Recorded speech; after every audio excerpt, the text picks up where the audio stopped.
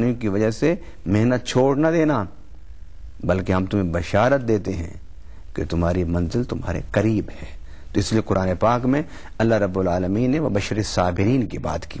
سیدنا عمر فاروق رضی اللہ تعالی عنہ کا ایک فرمان، آپ سے کسی نے پوچھا، دو روایتیں ہیں، ایک یہ ہے کہ تقوی کے بارے میں پوچھا، ایک یہ ہے کہ صبر کے بارے میں پوچھا۔ آپ نے فرمایا کہ صبر اور تقوی کیا ہے؟ آپ سے کسی نے پوچھا تو آپ نے اس کا بڑا آسان جواب دیا، وہ اتنا خوبصورت جواب کہ جس کو ہر انسان سمجھ سکتا ہے۔ آپ نے فرمایا کہ کبھی تم نے خاردار جھاڑیوں کے درمیان سفر کیا ہے؟ اس نے کہا ہاں سفر کیا ہے میں چلا ہوں اس کے درمیان۔ فرمایا کیسے چلتے ہو، سفر کیسے کرتے ہو؟ سفر کا جو لفظ ہے نا، یہ خود اپنے اندر ایک منزل کا نشان رکھتا ہے۔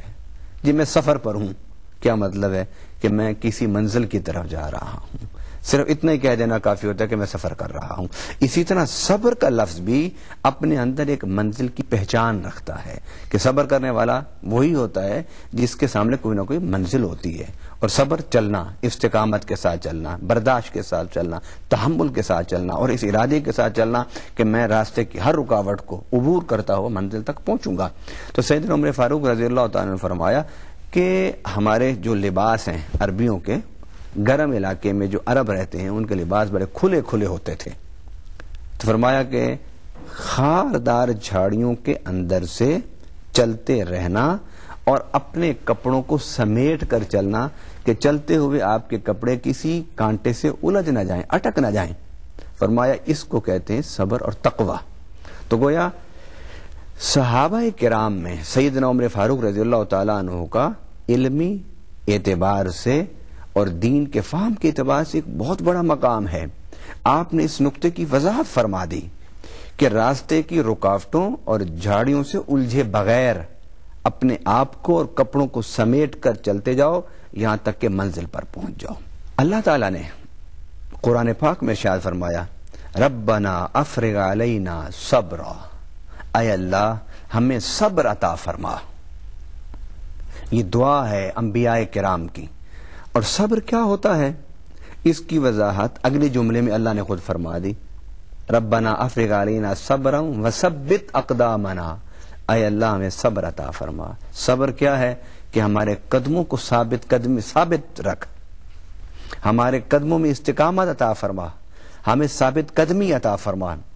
گویا صبر قرآن خود اگلے جملے میں اس کی وضاحت کر رہا ہے کہ صبر کا معنی کہ آپ نے اپنے آپ کو ثابت قدم رکھنا ہے اور منزل کی طرف چلتے جانا ہے۔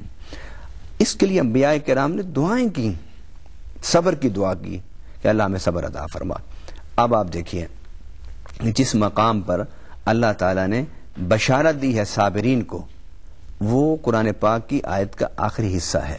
پہلی آیت میں کیا ہے؟ پہلے حصے میں کیا ہے؟ وَلَنَبْلُوَنَّكُمْ بِشَيْءٍ مِّنَ الْخَوْفِ وَالْجُوعِ وَنَقْصٍ مِّنَ الْأَمْوَالِ وَالْأَنفُسِ وَالثَّمَرَاتِ وَبَشِّرِ الصَّابِرِينَ۔ فرمایا کہ ہم آزماتے ہیں مومنوں کو، نیک لوگوں کو بے شمار مشکلات میں، امتحانات میں ڈال کر۔